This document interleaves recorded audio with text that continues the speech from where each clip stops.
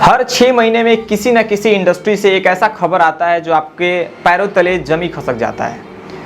कुछ दिन पहले सुशांत सिंह राजपूत का केस आया और आज तक ये बात पता नहीं चला कि उन्होंने आत्महत्या क्यों की।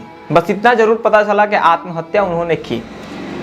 अभी कुछ दिन पहले भोजपुरी इंडस्ट्री से एक खबर आई जो सुनने के बाद से पैरों तले जमी खसक गया। आकांक्षा दुबे जो कि बनारस के एक ऐसे होटल में ठहरी हुई थी और उनके मूवी का कोई शूट चल रहा था। सुसाइड करने से कुछ घंटे पहले वो लाइव आई थी और उस लाइव में वो कुछ नहीं बोल रही थी, बस यूं ही इमोशनल हो गई थी और रो रही थी। उसके पहले भी बहुत सारा लाइव हुआ था, उनके लाइफ में बहुत सारा चीज भी हुआ था। जैसे एक लव अफेयर की जो बात की जाए जिसमें समर सिंह उनके बॉयफ्रेंड रहे थे और भी बहुत सारा चीज था। लेकिन सबसे बड़ा मुद्दा ये है कि भोजपुरी इंडस्ट्री हो चाहे बॉलीवुड इंडस्ट्री हो, इसमें बहुत ऐसे लोग सुसाइड करके मर क्यों जा रहे हैं। जिनके पास पैसे की कमी नहीं है, जिनके पास कोई शोहरत की कमी नहीं है, वो लोग सुसाइड करके मर जा रहे हैं। उतने बड़े बड़े व्यक्ति जो जमीनी स्तर से उठकर बनने के लिए आदमी तरस जाता है, बड़ा बनने के लिए, वो व्यक्ति बड़ा बनता है और बड़ा होने के बाद से पता ना क्या हो जाता है कि वो सुसाइड कर लेता है। सुबह में मैं एक खबर देख रहा था जिस खबर में मुझे ये पता चला कि बॉलीवुड इंडस्ट्री है या भोजपुरी इंडस्ट्री है, भोजपुरी इंडस्ट्री में भी बहुत सारा ये हो रहा है लड़कियों के साथ कि कोई लड़की अगर किसी एक्टर के साथ या किसी डायरेक्टर के साथ काम कर रही है तो वहाँ पे बहुत सारा प्रेशराइज की जाती है कि नहीं मतलब मेरे साथ आप डेट करो, भले मैं शादीशुदा हूँ या मेरे 2 बच्चे हैं चाहे 4 बच्चे हैं, आप मेरे साथ काम करो। फिर उनके साथ अगर वो काम कर रही हैं और उनको कभी ऐसा लगता है कि नहीं मुझे किसी और के साथ काम करनी चाहिए, तो वहाँ पे बहुत ऐसा टॉर्चर होता है कि नहीं आप मेरे साथ काम कर रही है तो आप किसी और के साथ काम नहीं कर सकती हो। इस तरह की घटनाएं बाहर निकल के आ रही है आजकल इंडस्ट्री से, वो चाहे बॉलीवुड इंडस्ट्री है चाहे भोजपुरी इंडस्ट्री है। लेकिन बात सबसे बड़ा ये है कि खुल्लम खुला नहीं होता है कि कोई आकर ये बताए कि इस तरह की बातें इंडस्ट्री में की जा रही है। लेकिन जो भी दोस्त यार हैं वो लोग बताते हैं कि नहीं ऐसा भी कुछ उस इंडस्ट्री में हो रहा है। खैर ये तो बात की बात है कि आखिर उस इंडस्ट्री में क्या हो रहा है, लेकिन सबसे बड़ा मुद्दा ये है कि आखिरकार कोई भी व्यक्ति सुसाइड करके क्यों मर रहा है। सुसाइड करने के पीछे कोई ना कोई रीजन होता है। एक मैं बात आपको बताता हूं, आत्महत्या और हत्या में अंतर होता है। एक होता है हत्या, जो मैं किसी को जाकर जान से मार दूं या कोई भी व्यक्ति किसी को जाकर जान से मार दे, उसको हत्या बोला जाता है। और आत्महत्या जो खुद ही जहर खा ले या खुद ही फांसी के फंदे पर लटक जाए या फिर कहीं कूद जाए, कहीं से कूद के मर जाए, तो इस तरह की चीजों को हम लोग आत्महत्या बोलते हैं। लेकिन एक और चीज निकल के यहां से ये बहुत बड़ी चीज आ रही है जो मैं समझ पा रहा हूं कि हम हत्या ये भी बोल सकते हैं।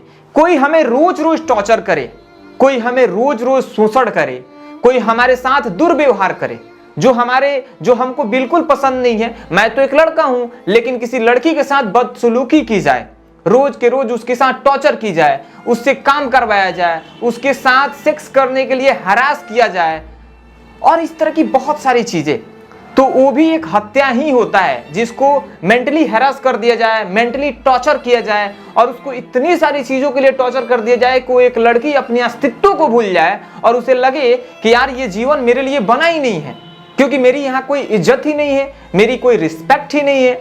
तो इस तरह की भी घटना को भी हम लोग हत्या ही बोलते हैं। अगर किसी लड़की का कोई बॉयफ्रेंड है और वो उससे लव करती है या वो उसे लव करता है, तो अगर उसमें उस रिलेशनशिप में अगर वो लड़का उसके साथ ऐसा सलूक करता है जो एक लव में बिल्कुल एग्जिस्ट ही नहीं करता है, जैसे कि उस पर थप्पड़ मारना, जैसे कि उसके साथ दुर्व्यवहार करना, उसका इज्जत ना करना, तो एक लड़की क्या समझेगी। एक माँ बाप के बाद उसके जीवन में कोई आता है तो उसका पति होता है। अब इवन की वो बॉयफ्रेंड है तो आने वाले समय में पति बन जाएगा। माँ बाप के बाद तो पति ही आते हैं, या बॉयफ्रेंड है, बॉयफ्रेंड पति बन जाएगा। तो अगर माँ बाप किसी लड़की पे उंगली नहीं उठा रहे हैं, अपनी बच्ची का बहुत ज्यादा ख्याल रख रहे हैं, तो वो तो बच्ची यही सोचेगी ना कि हमारे जो होने वाले पति वो भी हमें रिस्पेक्ट करें, हमारी इज्जत करें। लेकिन अगर ऐसा नहीं होता है और वो लड़का या लड़की उसके साथ बदसलूकी, दुर्व्यवहार करता है और बहुत सारा टॉर्चर करता है, तो एक लड़की थक जाती है। मेंटली वो प्रेशराइज हो जाती है और वो थक जाती है, और उसके साथ कुछ ऐसी भी घटना हो जाती है जो किसी के सामने मुंह दिखाने लायक नहीं रहती है, तो ऐसा लगता है उसको कि मुझे आत्महत्या कर लेनी चाहिए। क्योंकि जब आत्महत्या का विचार दिमाग में आता है तो देखिए ऑप्शन तो वहां पे बहुत सारा है। मर जाने के बाद से कुछ दिखता नहीं है, मर जाने के बाद से सारा चीज खत्म हो गया, लेकिन ऑप्शन तो वहां पे ये भी होता है कि हम ये सारी चीजों को छोड़कर हम कहीं भाग जाएं। हम अब अपने माँ बाप से, हम अपने भाई बहन, हम अपने हर एक रिश्तेदारों से रिश्ता तोड़कर हम इस दुनिया से ही कहीं दूसरी दुनिया में चल जाएं। इंडिया से हम किसी फॉरेन में चल जाएंगे अगर हमारे पास बहुत ज्यादा पैसा है, या मैं गांव में रहता हूं तो मैं किसी दिल्ली शहर में जाकर बस जाऊं, चाहे मुंबई में जाकर बस जाऊं। ऑप्शन है हमारे पास, लेकिन वो ऑप्शन उस वक्त नहीं दिखाई देता है, क्योंकि दिमाग एक ऐसा चीज है, जब थक जाता है, जब इसमें वो चीजें आ जाती है जो बिल्कुल हमारे लिए बना ही नहीं है, तो इंसान को लगता है कि अब मुझे मर जाना चाहिए और वो जाकर सुसाइड कर लेता है। एक बात जान लीजिए, कोई भी व्यक्ति सुसाइड करता है तो वो अपने मन से नहीं करता है। मरने का शौक दुनिया में किसी को नहीं होता है कि मैं मर जाऊं, बल्कि सुसाइड जो इंसान करता है ना, उसके पीछे बहुत बड़ा रीजन छुपा होता है, तभी जाकर वो सुसाइड करता है। इसलिए कहा गया है कि जो भी व्यक्ति सुसाइड करता है, जो भी व्यक्ति आत्महत्या करता है, उसका हत्यारा जरूर होता है। और सुसाइड करने के बाद से ये क्लू, ये कहीं से ना कहीं से कुछ ऐसा इंफॉर्मेशन जरूर मिलता है जिससे पता चलता है कि ये सुसाइड क्यों किया गया है और कैसे किया गया है। और फिर इसके पीछे जितने सारे लोग होते हैं वो पकड़े जाते हैं और जाकर किसी जेल का आटा खाते हैं।